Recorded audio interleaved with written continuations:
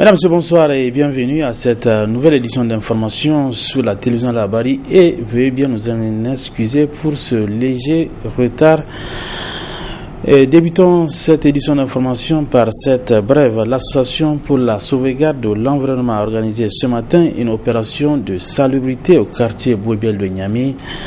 L'opération a malheureusement été interrompue par un grave accident. Un automobiliste a en effet renversé un motocycliste qui est décédé sur le champ.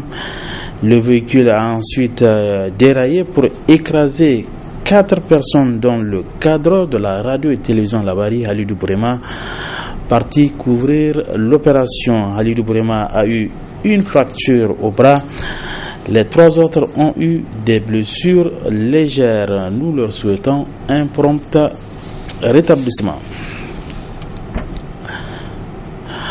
L'actualité de ce dimanche 8 novembre reste dominée par les activités des partis politiques. Après avoir été remercié par le PNDS Taraya, l'ancien directeur de cabinet adjoint du président de la République a finalement créé sa propre formation politique. Ibrahim Yacouba et ses amis ont créé le mouvement patriotique nigérien MPN Kishinkasa, dont le lancement des activités a eu lieu ce matin au Palais des Congrès de Niamey. Les temps forts de cette cérémonie avec notre reporter Nasser Dantoufou. C'est dans un palais des congrès archi-comble, de l'intérieur comme de l'extérieur, qu'a été lancé les activités du tout nouveau parti Mouvement Patriotique Nigérien MPN Kishinkasa, dirigé par un comité exécutif provisoire. Le président traduit ici les insignes qui composent l'emblème du parti. Ainsi, 2 couleurs dominent l'emblème du parti. Le rouge, qui est le symbole du progrès, de la lutte, du perfectionnement et de la rénovation, et le jaune symbolise la beauté et la dignité. Notre étoile en jaune, or, symbolise les 8 régions du Niger et la communauté des Nigériens de la diaspora, pour dire que la construction de ce pays doit se faire avec l'apport et le soutien de tous les Nigériens. La poignée des filles de l'île traduit quant à elle la prospérité, les ressources et l'aisance d'un peuple qui repose le fruit de son travail. Les 2 abeilles qui viennent embellir le logo symbolisent le travail ingénieux, altruiste et bienfaisant, mené en tout pour apporter le bonheur à la communauté. Le tout repose sur la carte du Niger, pour dire que notre objectif, notre cible et notre finalité, c'est le Niger et les Nigériens.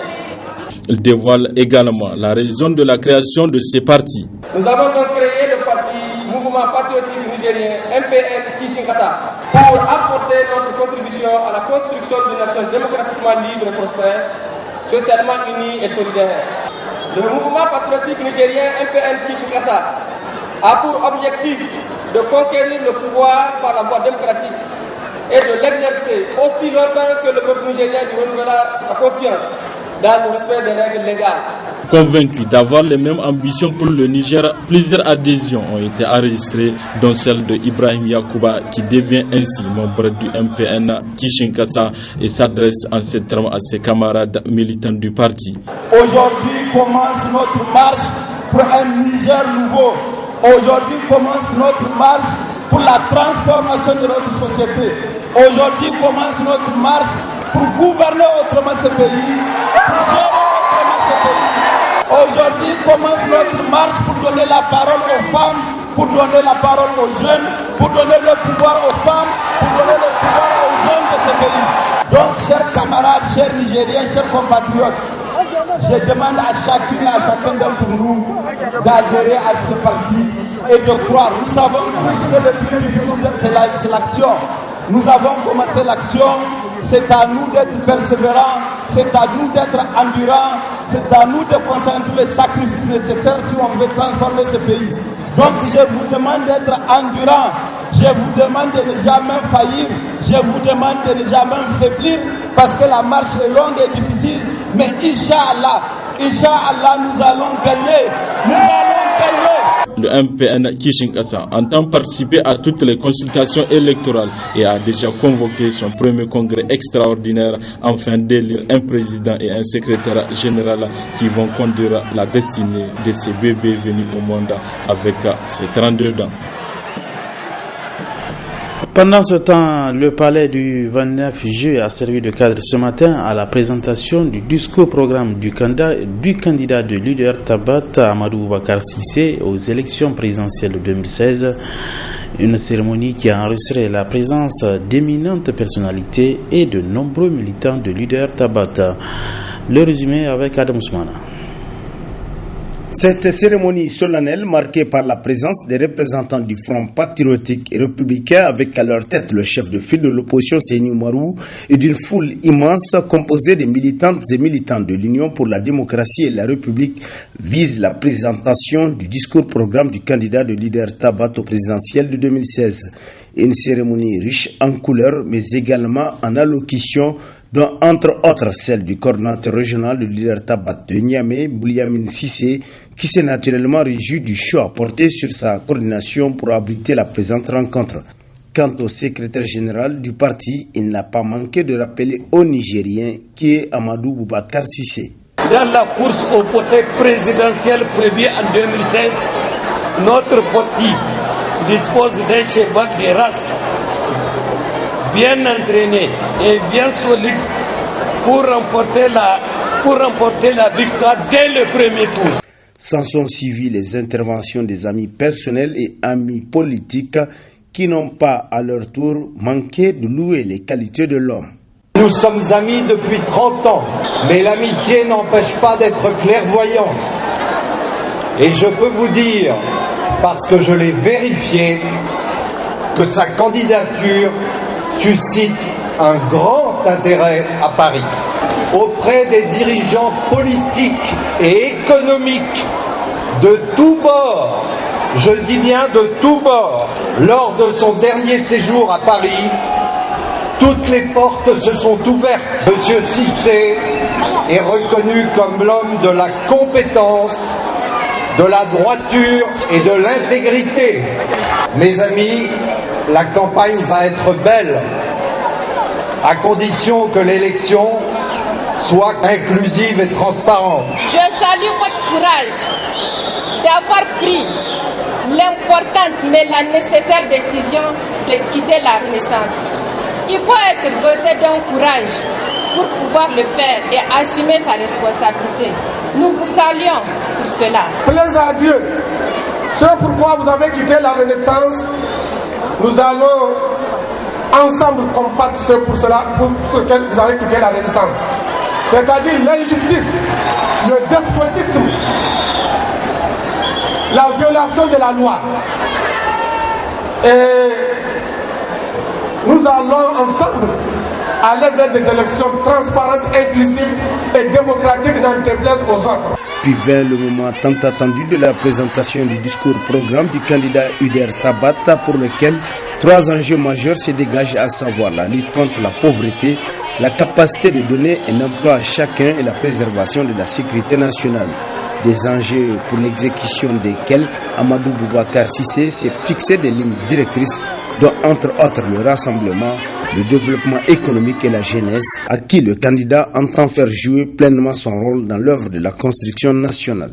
Il s'agit seulement pour la première fois d'inviter les jeunes à participer significativement aux côtés de leurs aînés à l'exercice du pouvoir. Ainsi, dans le mandat qui sera donné au président, celui-ci pourra s'appuyer également sur les représentants de cette jeunesse longtemps écartés, spectateurs auparavant silencieux et résignés d'une politique qui faisait fi de ses besoins et de ses espoirs. Cette alliance des générations sera aussi une illustration du grand rassemblement que nous voulons réaliser. Un programme minutieusement préparé et à même de faire du Niger un pays émergent dans les 5 années à venir. Alors, chers concitoyens, faites du programme de Amadou Boubacar Cissé le vôtre pour un Niger démocratique et républicain. L'activité des partis politiques toujours. Un congrès d'investiture du candidat du CDS Rama à la présidentielle de 2016 devrait se tenir ce week-end à Zender sur convocation de Maman Ousmane. Mais la justice, saisie par le bureau politique du parti dirigé par Abdoulabo, a estimé qu'il n'a pas qualité pour tenir un congrès et l'a interdit, ce qui a donné lieu à des heurts entre forces de l'ordre et partisans de Maman Ousmane. On dénombre plusieurs blessés. Amadou Roufaï et Di Chofa, président de délégation CDS de Zender, revient sur ces événements. Nous sommes là ici à Zender, nous sommes les responsables de la CDS. D'un seul coup, nous apprenons qu'il y a un congrès de la CDS qui se tient. Nous demandons à notre président national, il nous dit qu'il n'est pas au courant.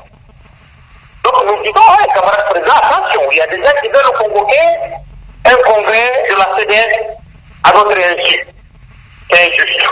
Ou bien vous êtes au courant, il dit qu'il n'est pas au courant. Donc nous devons prendre des dispositions pour empêcher la tenue de ce congrès. Et c'est ce que nous avons fait.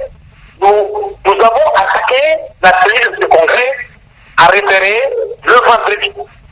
Et vous avez eu la décision de la justice qui ordonne l'interdiction de ce congrès. Donc ils ont fait appel également hier.